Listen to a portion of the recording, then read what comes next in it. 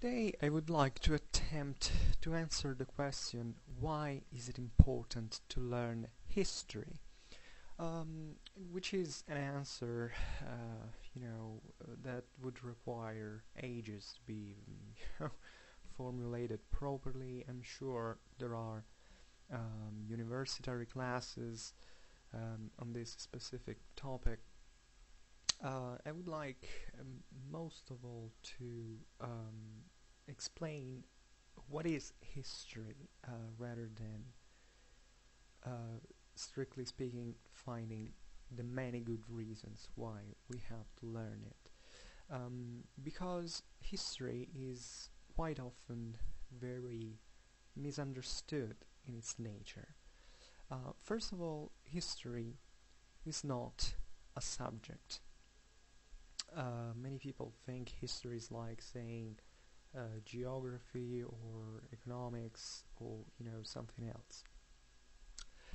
History is not, because history defines an activity that is substantially a tool that we use to find out new things. History actually means research. And without getting too philosophical in it, if you think about it, when don't we research in our life? Obviously, historical research, in the way it's done in academies, where there are actual historians producing new texts, finding new sources and stuff, obviously seem to be doing something very specific of their own field, so that you might say, well, that's the real history. But history in general, and in theoretical as well as in practical terms, is really trying to find out new things. And the point is that we constantly do research in a way. First of all, there is a cognitive reason for this, because if you think about it, we do live in the past and therefore in history constantly, don't we? I mean, the time our senses transmit the information to our brain, time has already passed, and therefore we are living, basically adapting to the last informations we get from a surrounding world that has to be reconstructed in order to be understood.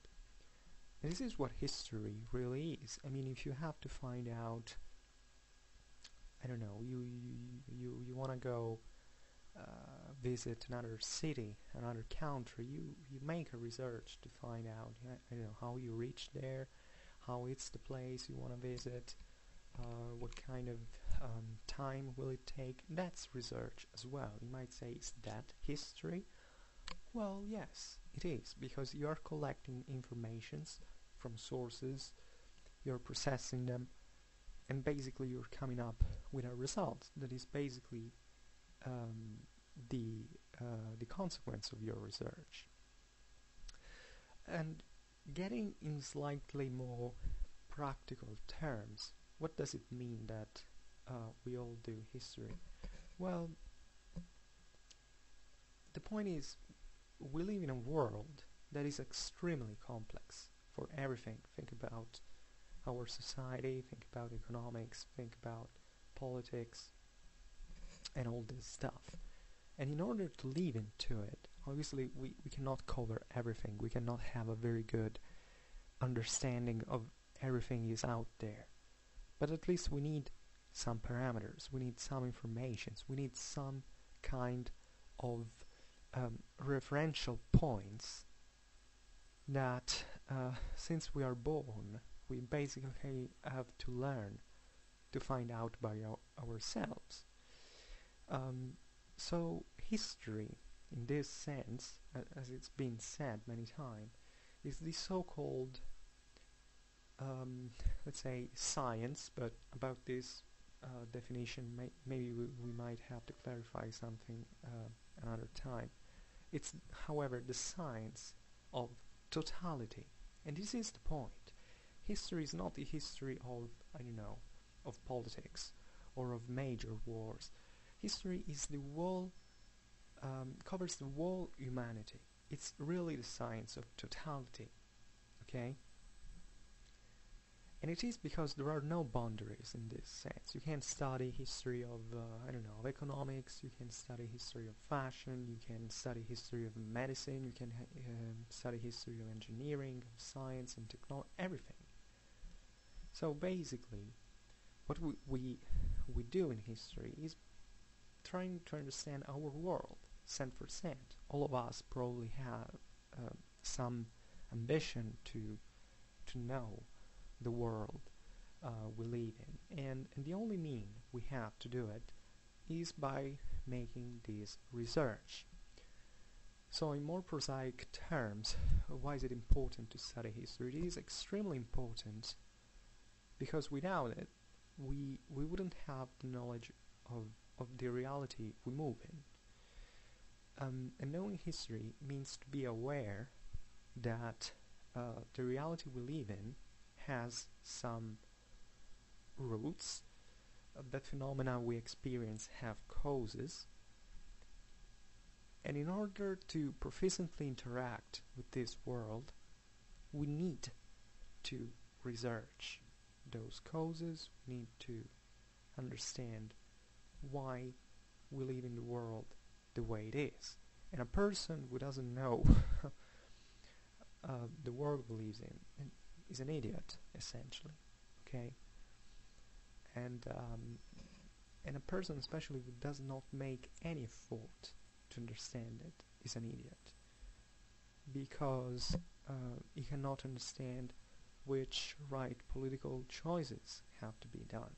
He doesn't understand what kind of consequences we can expect from certain behaviors. It's not that we can find a direct answer in history, but through history we can understand which kind of paths and directions, you know, we are heading to, and trying maybe to adjust that and to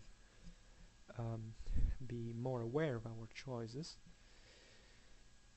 And in general, you know, studying history is probably the best way to do this, because history usually, at least in the way in academies, it has, you know, developed as a method, and also in terms of fields of research, is basically, let's say, a social science. It's something that tries to understand mostly the causes of the most important aspects that change in our society, the way our societies work, and in general there is some kind of civic aim to this. You know, it's seeing what we can do better with, you know, the knowledge we have. So I would like to come back on this topic also another time. I'm sure there will be enough chances to do this in the future, but for now this is just some food for thought. Thank you.